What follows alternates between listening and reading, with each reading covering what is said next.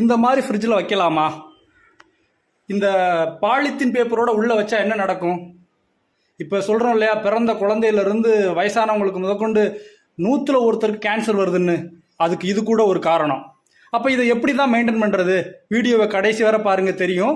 இந்த மாதிரி நீங்கள் பாலித்தீன் பேப்பரோட உள்ளே வச்சிங்கன்னா அதிகமான குளிர்லையும் வெப்பத்துலையும் இந்த பாலித்தீன் பேப்பர் டயாக்சின் அப்படின்ற ஒரு வாயுவை வெளியிடும். டயாக்சின் தான் நம்ம உடம்புக்குள்ள அந்த உணவுப் பொருள் மூலமாக உள்ளே போய் கேன்சரை உருவாக்குது. அப்படிப்பட்ட இந்த டயாக்சின் இந்த பாலித்தீன் பேப்பர்ல இருந்து தான் வெளியில் வருது. இது மாதிரி பயன்படுத்தாதீர்கள். பாருங்க, இப்போ என்ன பண்ணுங்க, ஃப்ரிட்ஜில் காய்கறிகள் எல்லாம் இந்த மாதிரி சில்வரில் போட்டு வச்சிங்கன்னா அந்த டயாக்சின்ற கேஸ் உருவாகாது. ஸோ நோயின்றி வாழலாம். நம்ம இந்த ஃப்ரிட்ஜை குளிர்சாதன இதை பயன்படுத்துகிறதே தவறு தான். வேறு வழி இல்லை. அவற்றுக்கு மாற்று வழி இந்த மாதிரி சில்வர் பாத்திரங்களில் பொருட்களை வைங்க. தக்காளி, வெண்டிக்காய் எல்லாத்தையுமே இந்த